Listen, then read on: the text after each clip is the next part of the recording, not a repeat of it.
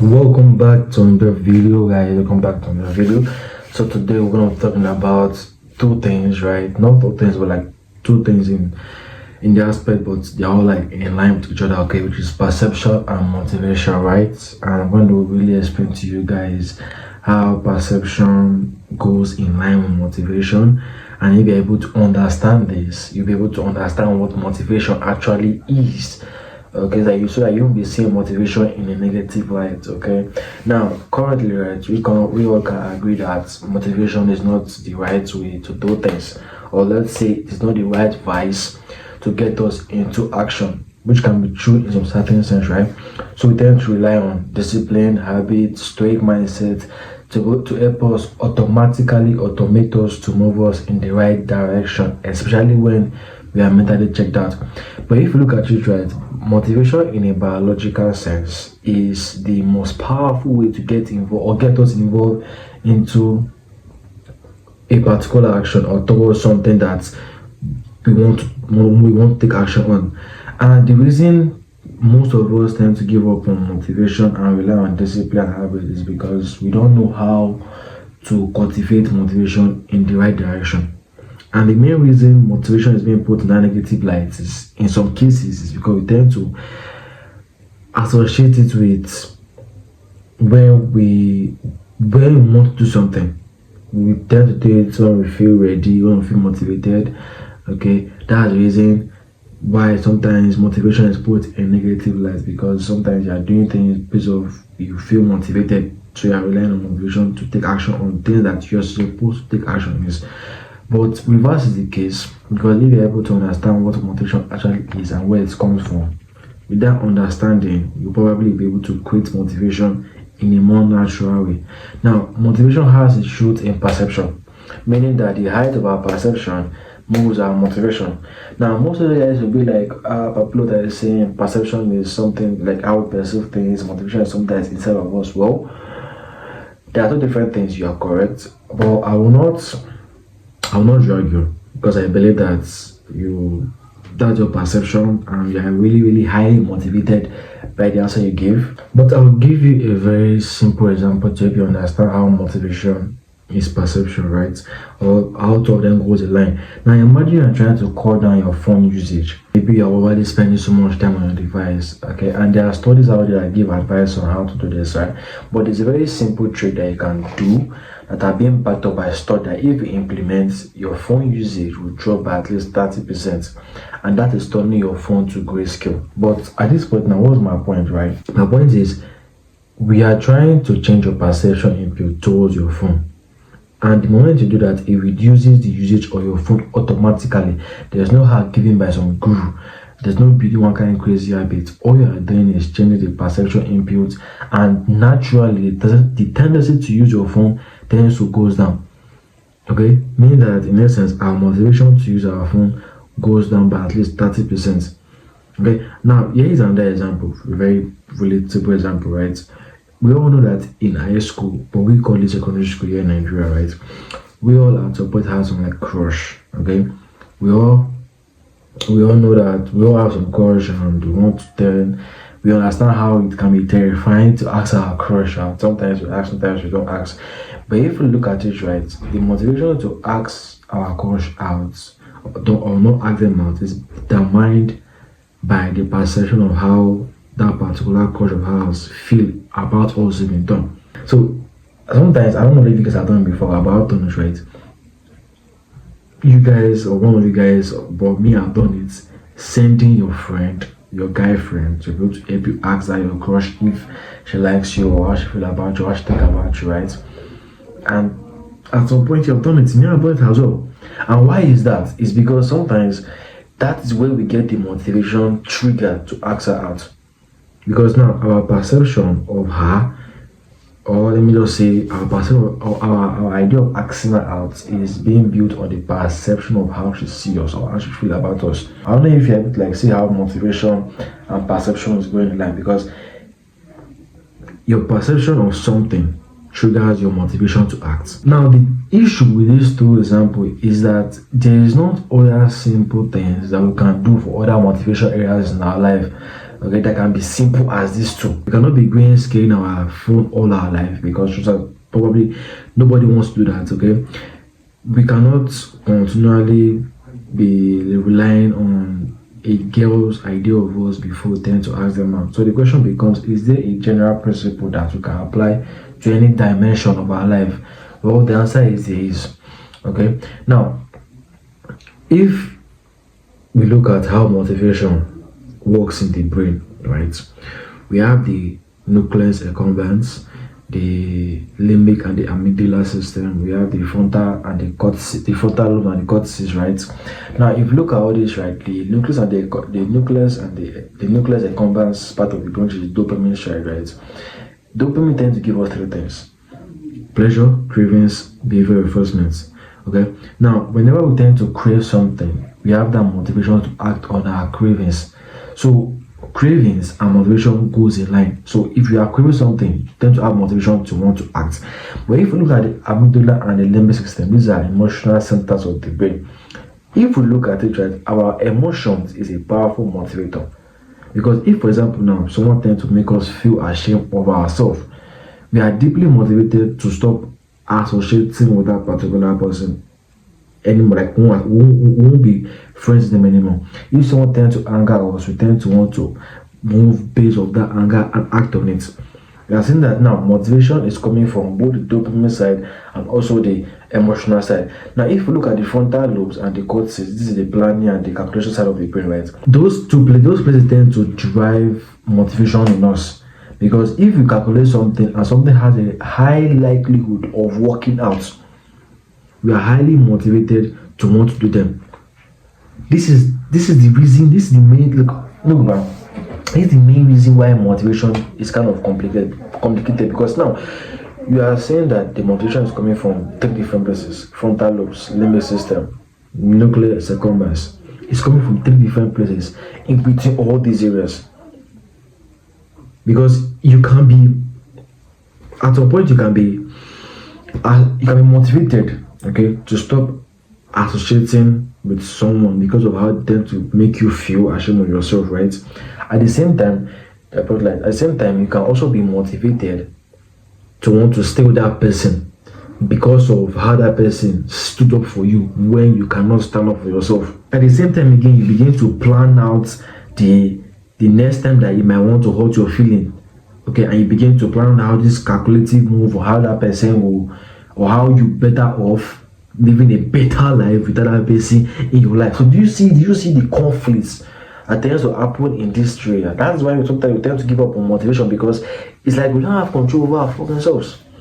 But if you check carefully, right, there's a particular part of the brain that tends to feed and control all these other three parts of the brain, which is called the thalamus. This is where the consciousness lies. This is where awareness lies. This is the master control circuit of the brain. Okay, this is where you're just like you are aware of everything in general. Now the question is, how is the thalamus the source of our motivation? Before we go into that, let us go into a little bit about all these productivity acts that people tend to do, methods to increase productivity. Now you see how perception tends to like fit into all those methods, right? Now the first thing I tend to look at is mindset. There are two types of mindsets, which is the performance mindset and the growth mindset. And there are people with the performance mindset, while there are others with the growth mindset. Now, if you look at people with performance mindset, they focus on hitting a particular goal, a particular target. That's what drives them. That's what they live for. Then for the growth mindset, they are more of the journey itself. They are more of the destination. They're not more of the destination. They are more of the journey. They're more into learning the material than having a structural goal.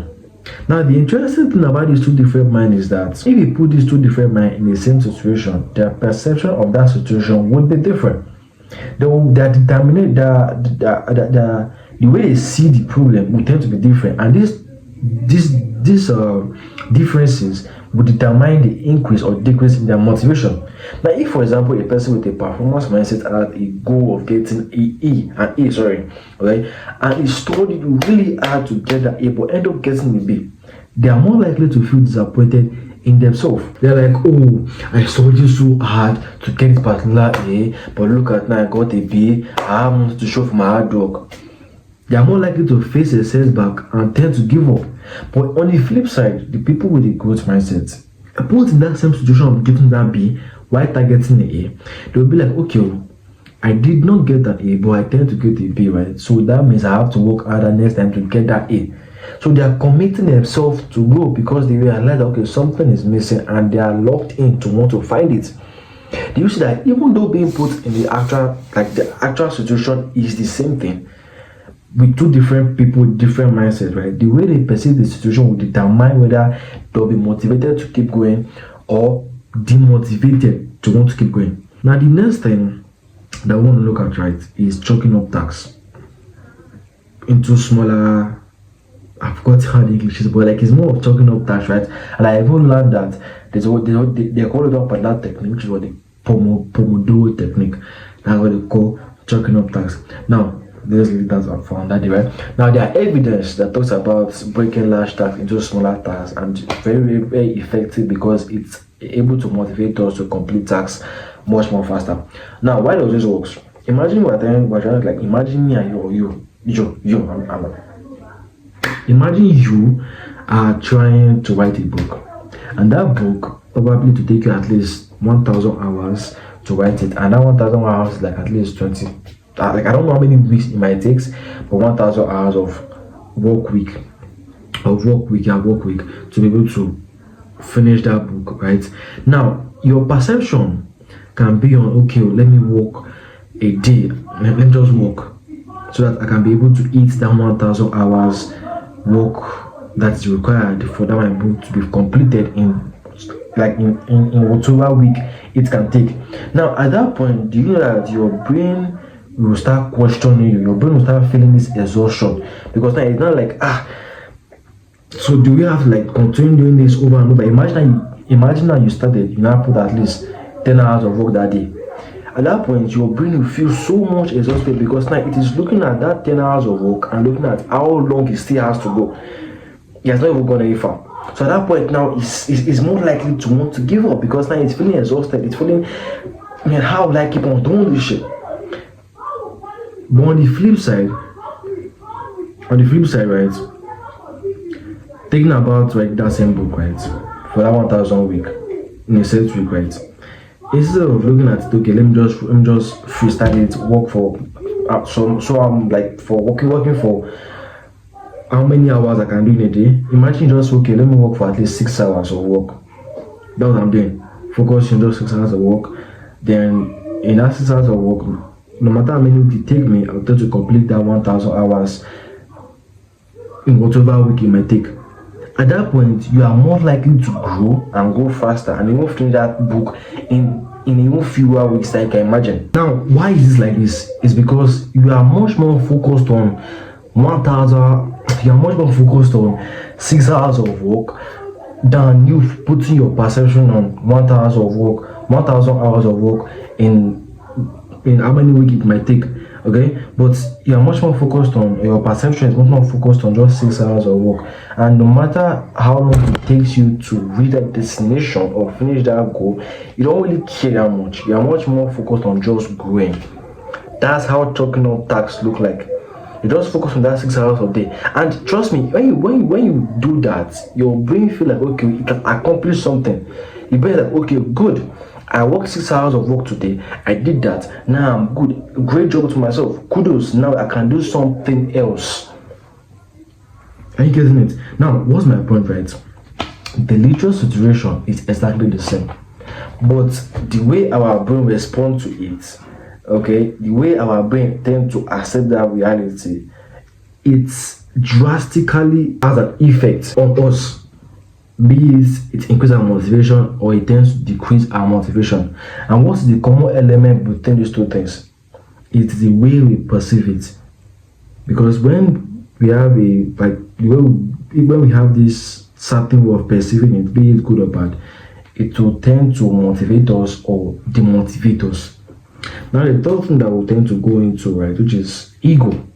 And as you know, ego is a perception that you have over yourself. And it works in both cases, be it you are seeing yourself as the greatest person or you are seeing yourself as the worst loser in life. Now, some might say that I don't know who I am. I have no idea who the hell I am. Well, that is not true because you have an ego in being someone who is clueless about who they are. Like you're having pride in not knowing who you are. So either way, you still have an ego in being clueless. So you see that ego is a very, very powerful perception that tends to shape our idea of ourselves and even shape how we see the world. All these are being determined by our perception. And this is really an issue for even low self-esteem people because when they enter a relationship, they go into a relationship with someone who is broken like them, who has low self-esteem like them. They observe themselves and like, okay, I see myself as someone who is broken, so I need to find that one that is more broken, like not like more broken, but it's broken like me. Okay, and they believe that okay, if I find someone that's more broken like me, that I can work out that kind of person. But the issue is that that's the recipe for disaster because now the likelihood of that relationship succeeding tends to goes down. So what is kind of the issue between these things is because of their perception of themselves. They see a person that is not broken like them and they tend to jump into that conclusion that okay, now this person cannot date me, this person cannot be with me. Okay, not realize that that person does not care about your own low self-esteem because how he sees himself is of high esteem. Okay, but we don't see it like that. Or no, the person with low self-esteem, the person with low self-esteem does not see it like that. He prefers to be with someone who is just like him or who is like her. And this is not just for relationship alone. It exists in literally every aspect of our life because everyone existing on earth right now has a glut of mediocrity. Okay, they tend to keep a lower, or let's say they have what, how do I put the English? They expect low from themselves, and they think that that's going to be an easy life for them, deserving less. I don't see how that's the easy life for them. Okay, but regardless though, our motivation is heavily influenced by our perception of others and ourselves, even for those who have mental illness. When you look at the common roots for the issue of mental illness, this perception problem. If you look at stuff like social anxiety, which is the natural sensitivity, sorry, the hypersensitivity to social negative cues, right? If, for example, now someone with social anxiety tends to make a joke in public while others are listening, but they did not laugh to that joke, they are more likely to perceive it as those people do not like them. Now the question is, how do I fix perception? How do I fix my perception? Well, to be able to fix your perception, you have to first of all understand klishta. In other words, klishta means coloring. Is it color? Yeah, coloring. What else again? What other would I use? Coloring, equation. Okay, but I'll get into what I'm trying to explain for you guys, right? Now, as humans, we all experience a direct observation of reality. That's the real input of the world itself. Now, what does the mind does? The mind add coloring to the reality that we experience. It had meaning to it. It had association to those reality. That's what I mean by klishta, coloring. So our goal now is to remove this klishta. If we are able to remove the coloring, it will be better for us to perceive reality as it is. Let me give you an example of what klishta actually means or what klishta looks like in real time. Now imagine you texted somebody, you texted your friend, and the friend did not text back. Now what is the reality of the situation? It has been 4 hours, your friend did not text you back. That is the reality of the situation. But guess what? You don't see it like that. That's not how you perceive it. You are seeing that situation and you feel like, okay, this thing that this person is doing, it tends to mean something. And this is where all this theory of texting style came out from. That instead of looking at the exact text that person gave to you or read to you and make use of it and reply back based on that, we tend to adapt, we tend to infuse all this kind of meaning to that text. That just a little situation of someone not texting you back can mean that okay, this person is disrespecting you, this person does not value your time, this person does not value you. You tend to look at all these colonies that the mind tends to give you, and it's a normal thing. When the reality itself is that the person might have lost his phone, the person might have given his phone out, like something happened, but not what you are thinking. But our mind does not work that way. It instead tend to jump into all this association that it adds to our reality and this meaning to it. That's what tend to now become what. That's what we tend to start perceiving. That's what we tend to start looking at. Now the mind now this is not this is not a bad thing, right? Because the mind does this for like a reasonable reason. Okay, stay with me. The mind does it for a reasonable reason, but it does it for the sole purpose of survival. Because there are moments whereby we're not given the full details in life. Okay, so it's the mind job to read in between the lines to get infos. So it had to have my coloring, some additional equation to the reality we are looking at, so as to get up with infos and how to react. But in essence, in our modern day, the perception input that we get is very, very unnatural. That it tends to cripple our motivation. Everything we see, hear, scroll is I won't say fake, but it tends to look fake. Okay, it's extreme, it's far-fetched, and it breaks your drive to even do real life stuff. Now, if you are someone with big dreams but don't know how to motivate himself to get to that dreams towards that dream, right? You should focus on your perception, or else you'll be fucking cooked. Okay, now I will give you I won't say the last example, but I'll give you an example, right? That tends to play a very big role in perception, right? Imagine your boss tends to come in, okay, I want to give you a performance review, and he spent 10 minutes talking about 3 things they are doing great. 3 things, still new, 3 things you are doing great, and he spent 20 minutes in one particular thing they are doing wrong. So in total, we are having 30 minutes of your performance review. Now, if your perception input is kind of screwed, you can interpret that review or that review as negative or a terrible one. And sometimes you might even go as you might even go as far as thinking that might get you fired, just because you confronted that review based on one thing that you are doing wrong. You interpreted the review as negative. Now you are failing to realize that before that interview started, your boss spent at least 10 minutes talking about three things they are doing great. You totally forgot about that particular one. But for that one particular thing that you did wrong, that your boss tend to spend 20 minutes on, you are gallivanting, thinking about all this negative stuff in your head. Maybe in essence, what your boss trying to do is the reason why he spend that 20 minutes on that one particular thing, because you see you as a great employee and you think that you have a great potential of reaching the next level. So in spending that 20 minutes on one particular thing that you are doing wrong, 20 minutes on one particular thing, it's helping you to want to try and fix that thing, because he sees they are good at everything else aside from that one particular thing. Do you see how perception changes the narrative of how you see that review or how you see your job? But sometimes you don't see it like that, and that's the funniest part. If you saw that, okay, this is what my boss is trying to do, it will determine your motivation towards your work.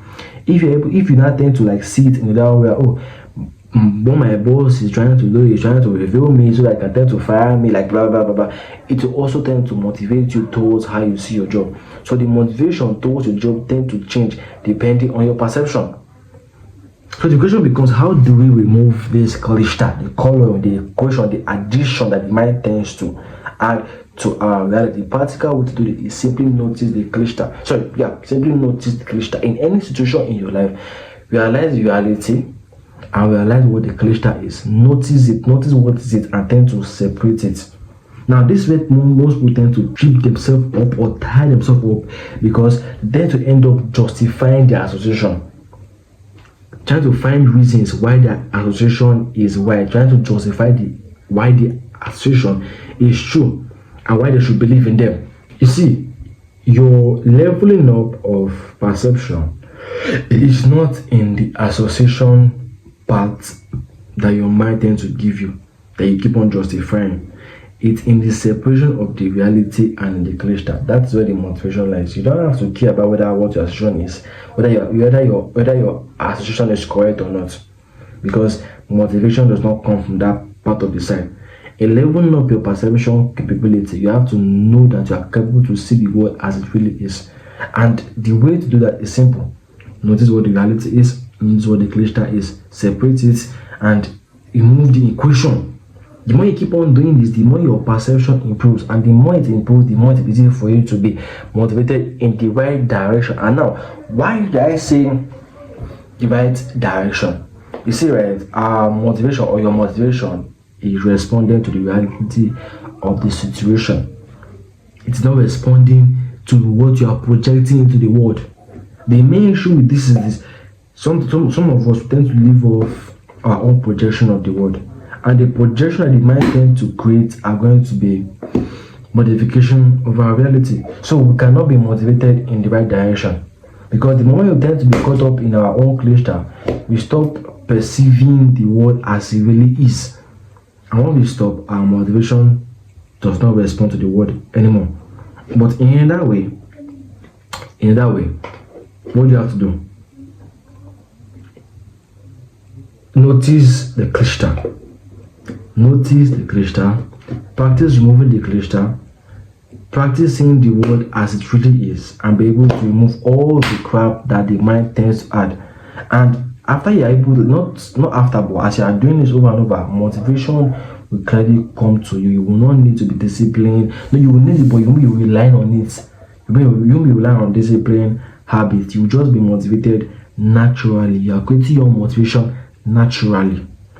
Okay, and in a close, right, motivation is an inclination to act. Motivation is the greatest, well, that's a powerful tool to move us in the right direction. No matter what they tell you out there, you need motivation, because without motivation you will not start something. Without motivation you cannot keep on going on that particular thing. Okay, and the only way you can keep on going or start something is if your perception towards that thing is good. Well, with that much to say, see you in my next video.